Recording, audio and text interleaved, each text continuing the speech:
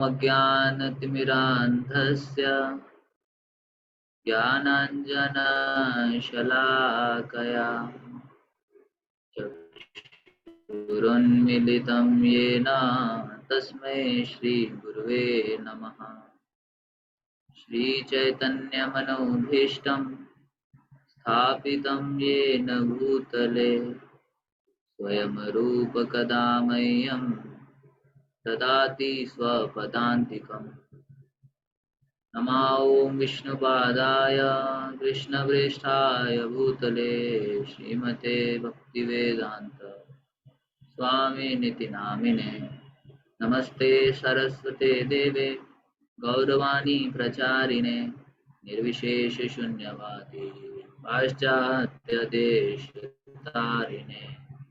जय श्री कृष्ण चैतन्य प्रभु नित्यानंद श्री अद्वैत गदाधर श्रीवासादि गौर भक्त वृंद। हरे कृष्णा कृष्णा कृष्णा हरे हरे, हरे राम राम राम हरे हरे। हरे कृष्णा। तो आप सभी का स्वागत है। लास्ट टाइम जो कथा प्रसंग पढ़ाया गया, महाप्रभु के शिक्षाष्टकम को चर्चा किया गया। मैं अपना कैमरा ऑफ कर रहा हूं क्योंकि इंटरनेट समस्या ना आए। तो शिक्षाष्टकम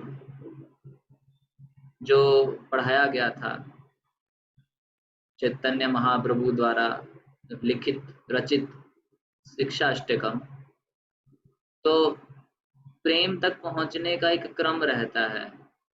मेरी वॉइस सही आ रही है ना? यस प्रभु जी। ओके। तो श्लोक है शिक्षाष्टकम में 8। उन 8 श्लोकों का किस प्रकार से प्रेम के जो स्तर तक पहुंचने की जो प्रक्रिया है, श्रद्धा, साधु संग, भजन क्रिया, अनर्थ निवृत्ति, निष्ठा, रुचि, आसक्ति, भाव, भाव के 2 लक्षण है अलग से, और फिर प्रेम। तो किस प्रकार से पहला श्लोक श्रद्धा को डिनोट कर रहा है। श्रद्धा में क्या होगा लक्षण? अविद्या का नाश होगा और चित्त रूपी दर्पण का मार्जन होगा। दूसरा जो श्लोक है, पहला श्लोक कौन सा है? चेतो दर्पण मार्जनम भव महादावाग्नि निर्वापणम। दूसरा श्लोक शिक्षाष्टकम का है नाम नामकारी बहुधा निज सर्वशक्ति। तो साधु संग, भजन क्रिया, अनर्थ निवृत्ति। साधु संग के बाद गुरु पादाश्रय और संबंध ज्ञान के साथ नाम भजन करने से अनर्थों की निवृत्ति होगी। तो दूसरा श्लोक शिक्षाष्टकम का। तीसरा श्लोक त्रिणादपि सुनिचेन, निष्ठा के लेवल पर, मतलब निष्ठा को डिनोट कर रहा है। जब निष्ठा के लेवल पे होता है कोई व्यक्ति, तो भौतिक विषयों से वैराग्य आ जाता है, संख्या पूर्वक नाम जप होता है, वैष्णव उचित चरित्र का प्रकाश होता है। वैष्णव उचित चरित्र मतलब तृण से भी अधिक निम्न मानना खुद को, और इससे भी सहनशील होना, तृण तरु से भी। फिर न धनम न जनम न सुंदरिम, ये रुचि के लेवल का बात हुआ। उसमें अहेतु की भक्ति का उत्थान हो जाता है, बिना हेतु, भगवान की भक्ति किसी हेतु के बिना, तथा श्री कृष्ण की सेवा के अतिरिक्त अन्य कोई अभिलाषा ना रहना। साधना भक्ति भी है। देखिए यहाँ पे पहले साधना भक्ति के बारे में बात हो रही, तो साधना भक्ति के बताते हैं जिसमें श्रद्धा, साधु संग, भजन क्रिया, अनर्थ निवृत्ति, निष्ठा, रुचि, आसक्ति। आसक्ति में क्या होगा? नाम भजन में आसक्ति, हृदय में नित्य दास्यत्व के उद्दीपन हेतु तीव्र इच्छा, भी मैं भगवान का नित्य दास हूँ। प्रार्थनाएं होती हैं आसक्ति में। नाम ग्रहण में प्रगाढ़ रुचि बढ़ जाती है। भजन एवं भजनीय के प्रति आसक्ति हो जाती है। फिर भाव भक्ति, छठा और 7वां श्लोक। भाव के 2 लक्षण बताए गए हैं, बाह्य लक्षण और आंतरिक लक्षण। बाह्य लक्षण में क्या होगा? जो कृष्ण भगवान से अलग विषय हैं उनमें अरुचि उत्पन्न हो जाएगी, उनमें रुचि नहीं रहेगी। और स्वाभाविक सिद्धि के बाह्य लक्षणों का दिखना, यथाचित द्रवित होना, अश्रु निकल जाना आंखों से, पुलक, शरीर में कंपन होना इत्यादि इत्यादि भाव के बाह्य लक्षण है। भाव के आंतरिक लक्षण उसमें आ जाएगा। अभी 11 प्रकार के भाव हैं जो कि आगे शायद आएगा इस पुस्तक में, तो ये सारे लक्षण प्रकट होंगे। फिर 8वां श्लोक जो है प्रेम को प्रदर्शित करता है, उसमें एकांतिक की निष्ठा अर्थात एकांतिक रूप से कृष्ण कृष्ण ही है बस, अब और कोई नहीं है। इस प्रकार से ये लक्षण है। तो आगे लिखते हैं गुरु महाराज, हरेर नाम एव केवलम। हाँ, आगे पढ़ेंगे। कलयुग में हरि नाम से भगवान प्राप्त होते हैं। वर्तमान काल कलयुग कहलाता है और यह कलयुग पहली बार नहीं आया है। तो हमने पहले भी डिस्कस किया था कि ब्रह्मा जी के एक दिन में, ब्रह्मा जी के एक दिन में 1000 बार कलयुग आता है और प्रत्येक कलयुग में भगवत प्राप्ति की एक ही विधि है, वो है हरि नाम। हरि नाम ही विधि है भगवान को प्राप्त करने की। कलयुग में केवल एक ही विधि है भगवान को प्राप्त करने। इस युग में समस्त प्राणी मात्र के लिए भगवान नाम ही एकमात्र तप है, एकमात्र साधन है और एकमात्र धर्म है। भाई अब अलग से कुछ तपस्या करने की आवश्यकता नहीं है, भगवान का नाम अच्छे से होना चाहिए। यह कोई नूतन तथ्य नहीं, कोई नया बात नहीं है। यदि हमें इस तथ्य पर विश्वास नहीं है तो हमें अपनी बुद्धि का प्रयोग करके इस पर पुनः विचार करना चाहिए, क्योंकि बुद्धि ही संचालक है। भाई अगर हरि नाम पे विश्वास नहीं आ रहा कि भाई कलयुग में केवल हरि नाम ही एकमात्र साधन है, तो क्या बता रहे हैं कि अपना बुद्धि का इस्तेमाल करके पुनः विचार करना चाहिए। भगवान भगवत गीता के 3रे अध्याय में हमारे शरीर की तुलना रथ से करते हैं। हम आत्मा प्रवासी हैं, यानी कि रथ में बैठे हुए ट्रैवलर, और इस शरीर रूपी रथ पर आरूढ़ हैं। हमारी इंद्रियों को घोड़ों के समान और मन उन घोड़ों की लगाम है जिसका नियंत्रण बुद्धि के हाथ में है। बुद्धि जो है वो हमारे को एक इसके तरह है, सारथी की तरह है, और घोड़े इंद्रियां हैं और मन लगाम है। तो सारथी व्यक्ति होता है जो घोड़े को कहाँ ले जाएगा उसके हाथ में रहता है। प्रवासी आत्मा है। आत्मा को अगर पता रहे कि कहाँ जाना है तो फिर सारथी को बताएगा ही, नहीं तो फिर सारथी कहीं भी ले जा सकता है। इसलिए लेकिन मुख्य रूप से बुद्धि का भी काम है। इसलिए गुरु महाराज लिख रहे हैं कि भगवान नाम को क्यों करना चाहिए, बुद्धि का इस्तेमाल भी इसमें करना होगा, हमें जानकारी लेनी होगी। जप एवं कीर्तन करने से हमारी बुद्धि शुद्ध होती है और समस्त संशय से दूर हो जाती है। संशय दूर होने से हम हरिनाम को अधिक निष्ठापूर्वक स्वीकार कर पाएंगे। यदि हम हरिनाम के प्रति पूर्ण श्रद्धावान नहीं हैं, अथवा हमने कभी सोचा ही नहीं कि हम हरिनाम के प्रति पूर्ण रूप से निष्ठावान हो ना, तो यह एक अपराध है। नहीं, हमने कभी सोचा ही नहीं कि हम हरिनाम के प्रति पूर्ण रूप से निष्ठावान हो, तो यह एक अपराध है। यहाँ पे शायद कुछ गड़बड़ है। यहाँ होना चाहिए कि यदि हम हरिनाम के प्रति पूर्ण श्रद्धावान नहीं है तो हमने कभी सोचा ही नहीं कि हम हरि नाम के प्रति पूर्ण रूप से निष्ठावान चाहिए। बाकी देखेंगे आप लोग, यहाँ शायद कुछ गड़बड़ है। कुछ व्यक्ति केवल भावुकतावश जप करते हैं अथवा अन्य जपकर्ताओं का अनुकरण मात्र करते हैं। तो कई बार दूसरे लोगों को देख के हम जप करना शुरू करते हैं, लेकिन कुछ ज्यादा जानकारी नहीं होती, लेकिन हम शुरू कर देते हैं जप करना। हम जप करना शुरू कर देते हैं दूसरों को देख के, भावुकतावश कि हाँ इसमें कुछ अच्छा लग रहा है। कुछ व्यक्ति केवल भावुकतावश, परंतु यदि हम बुद्धि का उपयोग तत्पश्चात करते हुए समझते हैं कि यही एकमात्र विधि है, तो हरि नाम में स्थिर हो जाएंगे। तो भावुकता लग रहे हैं, दूसरों के देखते देखने में हमने हरि नाम को स्वीकार तो कर लिया, लेकिन हरि नाम की और गहराइयों में, विषय की गहराइयों में नहीं गए, तो क्या होने वाला है, स्थिरता नहीं आएगी। लेकिन अगर हम बुद्धि का इस्तेमाल करें तो फिर स्थिरता आएगी। क्योंकि शुरू में बहुत सारे डाउट्स भी होते हैं जब को लेके, तो कई बार हम उतना फोकस नहीं करते, हम सोचते हैं कि बस करना है, मेरे को करना है, मुझे अच्छा लगता है। तो अच्छा लगना है बात अच्छी है, लेकिन और उसके विषय में जान जाएं तो स्थिरता भी आएगी। फिर कोई संशय या प्रश्न नहीं रहेगा एवं हरिनाम के अधिक निकट स्थित हो जाएंगे।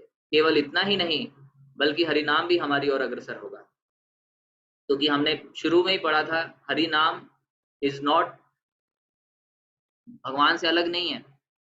तो जब हम भगवान के निकट जाएंगे तो बोला जाता है कि भगवान हमारे निकट हमसे ज्यादा आएंगे।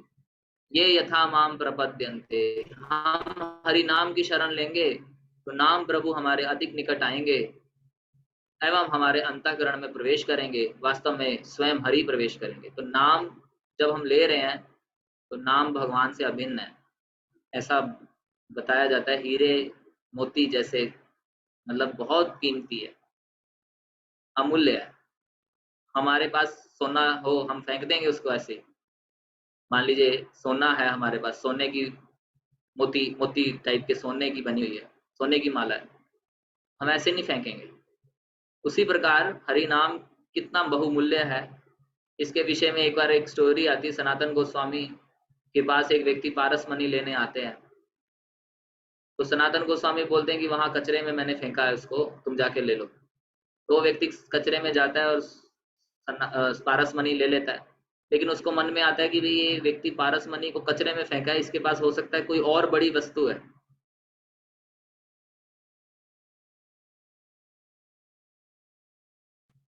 तो वो पूछते हैं कि भाई आपके पास ऐसी क्या। तो फिर सनातन गोस्वामी बताते हैं, कह रहे कि हरि नाम मेरे पास है, हरि नाम से बहुमूल्य कुछ भी नहीं। तो भगवत प्राप्ति की सभी विधियों में भक्ति योग प्रधान है। शास्त्रों में भक्ति के 64 अंगों का वर्णन किया गया है, इनमें नाम संकीर्तन सर्वश्रेष्ठ है। भक्ति के 64 अंगों में नाम संकीर्तन सबसे श्रेष्ठ है, ऐसा बताया गया। आगे, जिस तरह दूध का सार घी में प्राप्त होता है, उसी तरह समस्त साधनों तथा समस्त भक्ति के अंगों का सार नाम संकीर्तन है। अगर कोई नाम संकीर्तन ले रहा है तो मतलब वो सार कर रहा है सभी साधनों का, भक्ति के अंगों का सार है हरि नाम संकीर्तन। भक्ति संपन्न करने की 64 विधियों में 9 संस्तुत विधियां सर्वश्रेष्ठ है, क्योंकि इन विधियों में कृष्ण तथा उनके प्रति प्रेम प्रदान करने की महान शक्ति नहीं। इन 9 महान भक्ति अंगों में भी साधु संग, नाम कीर्तन, भागवत, इन 9 महान भक्ति अंगों में भी साधु संग, नाम कीर्तन, भागवत श्रवण, मथुरावास और मूर्ति सेवन, इन 5 अंगों को मुख्य बताया गया। तो ध्यान दीजिएगा, भक्ति के 64 अंगों में से भी इन 5 अंगों को मुख्य बताया गया। कौन कौन से? साधु संग, नाम कीर्तन, भागवत श्रवण, मथुरावास और मूर्ति सेवन। यदि इन 5 का अल्प मात्र भी अनुशीलन किया जाए तो कृष्ण प्रेम जागृत होता है। मतलब अगर कोई साधु संग कर रहे हैं, नाम कीर्तन कर रहे हैं, भागवत श्रवण कर रहे हैं, मथुरावास कर रहे हैं और भगवान के विग्रह की सेवा करते हैं, कृष्ण प्रेम जागृत होगा। यहाँ थोड़ा भी अगर कोई सही से कर ले, परंतु इन 5 साधनों में भी नाम संकीर्तन सर्वश्रेष्ठ घोषित किया गया। तार मध्य सर्वश्रेष्ठ नाम संकीर्तन, निर अपराधे नाम लइए पाए प्रेम धन। बट लेकिन ऐसा है कि भी करना है बिना अपराध के, तो अपराधों से युक्त होके करेंगे तो नहीं होगा। तो भगवान के पवित्र नामों का अनवरत कीर्तन भक्ति के सभी विधियों में से सर्वाधिक महत्वपूर्ण है। यदि कोई 10 प्रकार के अपराधों से बचते हुए ऐसा करता है तो वह सरलता से भगवान के अमूल्य प्रेम को प्राप्त करता है। चैतन्य चरितामृत अंत्य लीला 4:71 में बताया गया। अतः समस्त भक्ति साधनों में नाम संकीर्तन सर्वोत्कृष्ट है। इसके अभ्यास में किसी प्रकार की पूर्व अपेक्षाएं नहीं होती। विशेषकर कलयुग में नाम संकीर्तन भगवत धाम जाने का सरलतम उपाय है। तो बताइए, सरल उपाय हमें प्राप्त है, कौन इसको छोड़े? हम लोग चाहते हैं संसार में इजी इजी सब चीजें इजी हो, ये सबसे इजी है, लेकिन बस अपराध नहीं करना। अतएव इसका अधिक से अधिक अनुशीलन करना चाहिए, ज्यादा नाम जप करना चाहिए। इसके अतिरिक्त मनुष्य भक्ति को संपन्न करने के लिए जो भी करे उसके साथ भगवान के पवित्र नाम का कीर्तन अवश्य रहता करता है। कोई भी काम करो, भगवान का कीर्तन करते रहो। कौन सा हमें बिल आ रहा है बोलने का? हम कुछ भी करते हुए बोलते तो हैं ही। हरे कृष्णा कृष्णा कृष्णा हरे हरे, हरे राम राम राम हरे हरे। क्या आप सभी मुझे सुन पा रहे हैं? हरे कृष्णा।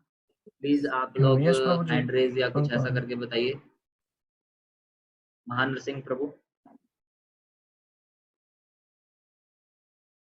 ओके। इसके अतिरिक्त, हाँ, हम मनुष्य कीर्तन करता रहे, इसलिए इस्कॉन के मंदिरों में प्रत्येक क्रिया के साथ नाम संकीर्तन सम्मिलित किया जाता है, चाहे वह मंगल आरती हो, प्रातःकालीन भागवत कक्षा या फिर कोई सामान्य इष्ट गोष्ठी। कीर्तन जरूर करो। कोई भी कार्य कर रहे हैं, क्लास दे रहे हैं, आरती कर रहे हैं, कीर्तन होता ही है। हमारे कार्यों में भी कीर्तन होना चाहिए। हरि नाम की पताका न केवल पृथ्वी लोक में अपितु समस्त लोकों में लहराती रहे, ये हमें ध्यान देना है। यहाँ तक कि उच्च कोटि के देवता भी भगवान नाम के गुण गाते हैं। ब्रह्मा बोले चतुर्मुखे, कृष्ण कृष्ण हरे हरे।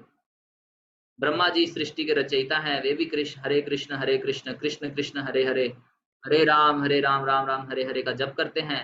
लोग कहते हैं कि हम बहुत व्यस्त हैं, इसलिए जप के लिए समय नहीं निकाल पाते।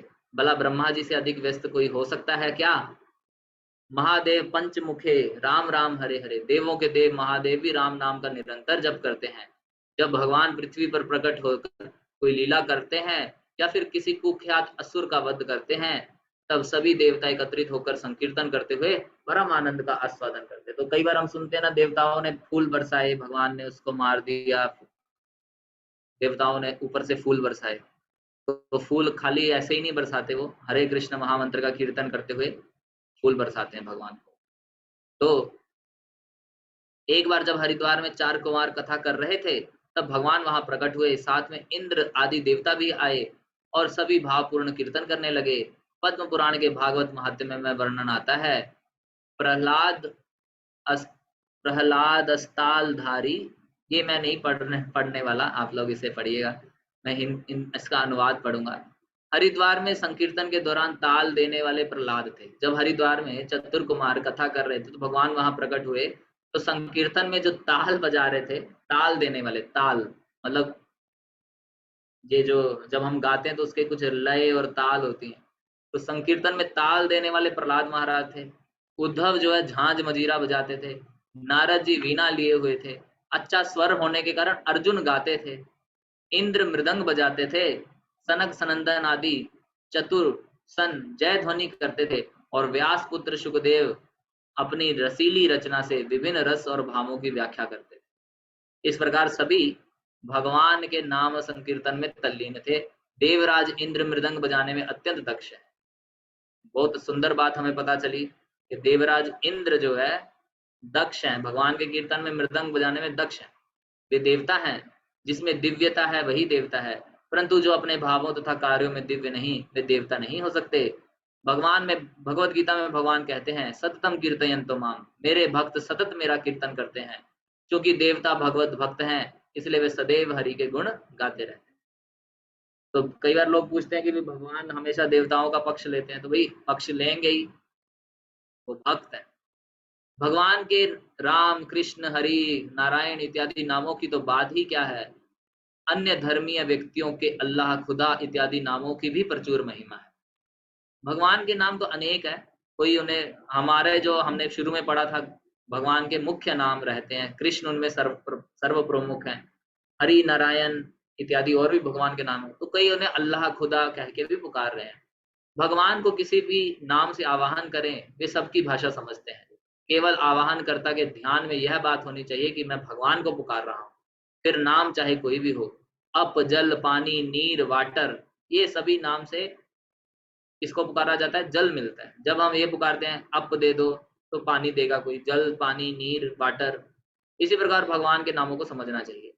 भगवान नाम का जप करने का सिद्धांत केवल सनातन धर्म के नहीं, अपितु संसार के प्रत्येक धर्म के अंतर्गत है। तो ये बहुत अच्छा पॉइंट हमें प्राप्त हो रहा है। सभी धर्म शास्त्रों में इसकी महिमा है। कुरान नाम के अनुयायी भी माला जप करते हैं, उनकी माला में 99 मणि होते हैं, जैसे हमारी माला में 108 होते हैं। कुरान में भी भगवान नाम को स्वीकार किया गया है। अल्लाह का अर्थ है ईश्वर। इसके अतिरिक्त जो बौद्ध पंथीय हैं वो भी माला जप करते हैं, उनकी माला में 54 मणि होते हैं, 54 मणि। जब हम नानक देव जी का चित्र देखते हैं तो वे भी जप कर रहे होते हैं। गिरजाघरों में बड़े बड़े वाद्य बजाकर प्रभु के गुणगान गाए जाते हैं एवं वे भी अपनी जप माला रोजरी पर जप करते हैं। इस प्रकार वर्तमान में पृथ्वी पर जो भी धर्म है उन सभी में भगवान के नाम उच्चारण की महिमा है। हमारी बुद्धि के संशय के समाधान के लिए यह ज्ञात होना श्रेयस्कर है कि अन्य लोग भी इस सिद्धांत को स्वीकार कर रहे हैं। कोई बोले भी आप ही नाम जप कर रहे हैं, तो फिर नहीं, सभी करते हैं नाम जप। केवल हम ही नहीं अपितु अन्य लोग भी हरि के नामों का जपते हैं, भले वे भगवान के प्रमुख नामों को ना जानते हो। प्रमुख नाम और गौण नाम, तो वो हमने चर्चा की थी। इस प्रकार शास्त्रों में हरि नाम का महात्म्य है, अन्य धर्मों में हरि नाम का महात्म्य है। स्वर्ग के देवता भी हरि नाम करते हैं। सभी प्रमाणिक संप्रदायों यथा श्री संप्रदाय, ब्रह्म संप्रदाय, रुद्र संप्रदाय तथा कुमार संप्रदाय में भी हरि नाम की महिमा का गान करने वाले महात्मा हुए हैं। चैतन्य महाप्रभु के समकालीन भी कई भक्त हुए, जैसे नानक जी, मीराबाई, नरसिंह मेहता, संत तुकाराम, तुलसीदास जी, जिन्होंने यह उपदेश दिया कि मात्र हरिनाम ही कलयुग के लिए आधार है। कलयुग केवल नाम आधारा, सुमिरे सुमिरे भव उतरे पारा। तो इस प्रकार से नाम की महिमा के प्रति डाउट नहीं आना चाहिए कि नाम जब इस युग का धर्म है कि नहीं। सब धर्मों में, सब पंथों में हरि नाम की महिमा है। इस प्रकार से हमें ये बात समझना है। नाम चिंतामणि, श्री कृष्ण का दिव्य नाम परम शक्तिशाली, विशुद्ध, नित्य तथा मुक्त तो है ही, साथ ही साथ वह मिश्री के समान अत्यंत मधुर भी है। कृष्ण के नाम में केवल महानता ही नहीं अपितु मधुरता भी है। बहुत इंपॉर्टेंट पॉइंट है। कृष्ण नाम की मधुरता का अद्वितीय वर्णन श्रीपाद रूप गोस्वामी ने एक ग्रंथ विदग्ध माधव में किया है। एक समय चतुर्मास की अवधि में रूप गोस्वामी जगन्नाथपुरी में निवास कर रहे थे। वह वहां ग्रंथों का लेखन कर रहे थे। वे हरिदास ठाकुर के साथ सिद्ध बकुल में स्थित उनकी कुटिया में वास करते थे। तो जब आप सिद्ध बकुल जाएंगे, वहां पे उस पेड़ के नीचे कुछ विग्रह रखे हैं जिसमें हरिदास ठाकुर और रूप गोस्वामी वहां जब रहते थे तो उनका भी वहां पे विग्रह है। वे उन दिनों चैतन्य महाप्रभु ही पुरी में वास करते थे। एक दिवस श्री गौरांग महाप्रभु रूप गोस्वामी से भेंट करने उनकी कुटिया में पधारे एवं जैसे ही रूप गोस्वामी और हरिदास ठाकुर ने महाप्रभु को आते देखा, दोनों खड़े होकर दंडवत प्रणाम किया। महाप्रभु ने रूप गोस्वामी से प्रश्न किया, तुम कौन सा ग्रंथ लिख रहे हो? ऐसा कहकर उन्होंने एक ताड़ पत्र उठाया जो उस ग्रंथ का एक पृष्ठ था और रूप गोस्वामी का मोतियों सदृश सुंदर लेखन देकर मन ही मन अत्यंत हर्षित हुए। उस हस्तलिपि को पढ़ते हुए चैतन्य महाप्रभु ने उस पृष्ठ पर एक श्लोक देखा एवं ज्यों ही उन्होंने उस श्लोक पढ़ा, वे भावमय प्रेम में अभिभूत हो गए। निश्चित रूप से यह कोई विशेष श्लोक होना चाहिए जिससे साक्षात श्री कृष्ण चैतन्य महाप्रभु भी आकर्षित हो गए। तो लिख रहे थे वो, तो उन्होंने महाप्रभु ने देखा तो एक श्लोक देखा तो भाव विभोर हो गए।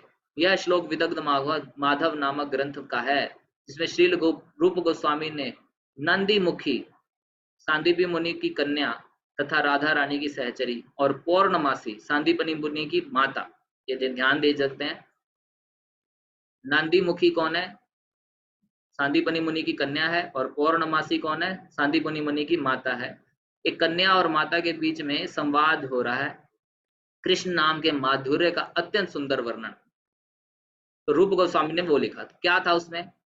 जब नंदी मुखी कहती है कि श्री कृष्ण के प्रति श्री राधा का अनुराग इतना बढ़ चुका है कि जब वह वार्तालाप में भी श्री कृष्ण का नाम सुनती है तो पुलकित हो और निर्वचनीय भाव में मग्न हो जाती है। तो कई बार मतलब किसी और के साथ बात हो रही है, लेकिन कृष्ण की बात हुई तो राधा रानी क्या है? अनिर्वचनीय, जिसको एक्सप्लेन ना किया जा सके, ऐसे भावों को प्राप्त हो जाती है। मतलब इतना प्रेम है। जब किसी से प्रेम होता है तो फिर ऐसा होता है कि प्रेमिका या प्रेमी का नाम भी सुन ले तो थॉट प्रोसेस चल जाता है। तब इसके उत्तर में पौर्णमासी वह श्लोक कहती है जिसे पढ़कर महाप्रभु भी वहां विभोर हो गए। तुंडे तांडविनी रतिम वितनुते तुंडावली लब्धे कर्ण क्रोड़ कंडी बनी घटयते कर्णार बुधे हे स्पृहाम चेता प्रांगण संगिनी विजयते सर्व इंद्रियानां कृति नो जाने जनिता किए कियद्भिर मृते कृष्णेति वर्णद्वयी। मैं नहीं जानती हूँ कि कृष्ण नाम के दो अक्षरों में कितना अमृत उत्पन्न किया है। जब कृष्ण के पवित्र नाम का उच्चारण किया जाता है तो यह नाम मुख के भीतर नृत्य सा करता प्रतीत होता है। देखिए ये बहुत हायर स्टेज है। तब हमें अनेकानेक मुख प्राप्त करने की इच्छा होने लगती है। जब वही कर्ण नाम कर्ण रंध्रों में कानों में प्रविष्ट होता है तो हम कोटि कर्णों की अभिलाषा करते भी 1000 कान हो जाएं, इतना मधुर है। और जब यह नाम हृदय प्रांगण में नृत्य करता है तब यह मन की गतिविधियों को जीत लेता है जिससे समस्त इंद्रियां जड़ हो जाती हैं। मतलब बहुत हायर स्टेज कोई इस तरीके से जप की महिमा गाए, मतलब आप समझिए कि भाई गा रहा है तो इतनी मधुरता की हजारों मुख हों, कानों में जा रहा है तो हजारों कान हों, और जब हृदय में भेजा गया मतलब कानों से हृदय में जा रहा है तो समस्त मन की गतिविधियों को रोक दे। नहीं तो हम बोलते हैं ना कि मन नहीं लग रहा, मन नहीं लग रहा, जब में मन नहीं बैठता, इसी कारण नहीं बैठता क्योंकि हम नाम की महिमा को नहीं जानते, भावुकतावश करते हैं। लेकिन नाम अमृत तुल्य है, ऐसी अभिलाषाएं जब हो जाएं तो रुक जाएगा मन। श्री चैतन्य महाप्रभु ने जब यह श्लोक पढ़ा तो वहां पर उपस्थित हरिदास ठाकुर उस ध्वनि को सुनकर अत्यंत प्रफुल्लित हो उठे। इस श्लोक का श्रवण करते ही उल्लास का अनुभव करते हुए नाचने लगे और इसके भावार्थ की प्रशंसा करने लगे। तो हरिदास ठाकुर भी जब सुने इस श्लोक को तो नाचने लगे। भगवान नाम के सौंदर्य तथा दिव्य पद के भक्तों के मुख से शास्त्रों का श्रवण करके ग्रहण किया जाता है। तो भगवान नाम जो है, इसकी जो मधुरता है, सुंदरता है, ये भक्तों के मुख से जब सुनते हैं तब प्राप्त होगा, अन्यथा नहीं। हम अन्यत्र कहीं भी भगवान नाम की मधुरता का श्रवण नहीं कर सकते। जिन शब्दों में रूप गोस्वामी ने नाम की माधुरी सुनाई, वैसी माधुरी ना तो कभी सुनी थी और ना कभी पढ़ी थी। हरि नाम की महिमा व माधुरी विशिष्ट है। संसार की अधिकतम मूल्यवान वस्तु भी हरि नाम के समक्ष नगण्य है, और क्यों ना हो। हरि नाम साक्षात हरि ही तो है, भगवान ही है। भगवान से बहुमूल्य क्या, भगवान श्री हरि से श्रेष्ठ कर अन्य क्या हो सकता है भला। भगवान के शुद्ध भक्त पूर्ण रूप से भगवान हरि नाम पर आश्रित है, अतः वे संसार में सबसे धनी, जिसके पास भगवान का नाम है सबसे धनी है। भगवान के शुद्ध भक्त श्री सनातन गोस्वामी के जीवन का एक प्रसंग इस तथ्य को सिद्ध करता है कि हरि नाम अनमोल है, जो मैंने आपको पहले भी बताया लेकिन हम पढ़ लेते हैं। एक समय एक गरीब ब्राह्मण संसार का सर्वोत्कृष्ट वरदान प्राप्त करने के उद्देश्य से शिव जी की उपासना करने लगा। उसकी उपासना के फलस्वरूप शिव जी ने ब्राह्मण को सुझाव दिया कि वह सनातन गोस्वामी के समक्ष जाए और उनसे सर्वोच्च वरदान की याचना करे। अतः उस ब्राह्मण ने सनातन गोस्वामी के समक्ष जाकर उन्हें शिव जी का निर्देश के विषय में बताया एवं कहा कि वह उनसे सबसे बहुमूल्य वर चाहता है। सनातन गोस्वामी के पास एक पारस मणि थी जिसे उन्होंने कूड़े करकट में रखा हुआ था। दरिद्र महा ब्राह्मण के आग्रह पर सनातन गोस्वामी ने उसे वह मणि दे दी। इसे पाकर वह ब्राह्मण बहुत प्रसन्न हुआ क्योंकि अब वह इच्छा अनुसार स्वर्ण प्राप्त कर सकता था। किंतु जब वह अपने घर लौट रहा था उसने सोचा यदि पारस मणि सर्वोच्च वरदान है तो गोस्वामी जी ने इसे कूड़े करकट में क्यों फेंका हुआ था। उसके मन में प्रश्न आया। उसने सोचा, अतः वह पुनः गोस्वामी जी के पास गया एवं उनके समक्ष अपना संशय किया। यह सुनकर सनातन ने कहा, वास्तव में यह सर्वोत्तम वरदान नहीं है, क्या तुम मुझसे सर्वोत्तम वरदान प्राप्त करने के लिए उद्यत हो। ब्राह्मण ने उत्सुकता पूर्वक उत्तर दिया, जी हाँ, शिव जी ने तो मुझे इसीलिए भेजा था। तत्पश्चात सनातन गोस्वामी ने ब्राह्मण को आदेश दिया कि वह सर्वप्रथम उस पारस मणि को यमुना नदी में फेंक आए। अतएव गरीब ब्राह्मण ने निसंकोच ऐसा किया और जब वह वापस लौटा तो सनातन गोस्वामी ने उसे हरे कृष्ण महामंत्र की दीक्षा प्रदान की। इस प्रकार शिव जी की कृपा से ब्राह्मण को भगवान कृष्ण के उत्तम भक्त का सानिध्य प्राप्त हुआ और हरे कृष्ण कृष्ण कृष्ण हरे हरे, हरे राम राम राम हरे हरे, यह अनमोल मंत्र महामंत्र प्राप्त हुआ। इस जगत में कांचन तथा कामिनी, ये दो ही अत्यधिक बहुमूल्य तथा वांछित वस्तुएं मानी जाती है। समस्त मानव जाति इन दो विषय वस्तुओं के लिए उन्मत्त है। इस संसार में सर्वोच्च धनी होने का मापदंड यही है कि किसके पास अधिक धन तथा सुंदरी है। परंतु प्रस्तुत प्रसंगों से यह सिद्ध होता है कि किस प्रकार भौतिक धन की खान पारसमणि के होते हुए भी सनातन गोस्वामी उसके प्रति वृत्ति मात्र भी आसक्त नहीं थे, जिसके फलस्वरूप उन्होंने उसका बहिष्कार किया। आगामी कथा अनुसार नामाचार्य श्री हरिदास ठाकुर, ये कथा अब हम कल के सत्र में पढ़ेंगे। आज अभी का समय हो गया है। कल हम इस कथा को की हरिनाम की महिमा को और अधिक पढ़ते हुए आगे कथा को बढ़ाएंगे। आज हम यहीं पे रुकते हैं। कल सुबह 10 बजे आगे हम इस कथा को प्रारंभ करेंगे और आगे देखेंगे हरिनाम की महिमा कैसे कैसे महान महान भक्तों के मुखार विंद से उनके चरित्र से प्रदर्शित हुई। हरे कृष्णा। शिला प्रभुपाद की हरे कृष्ण। जय।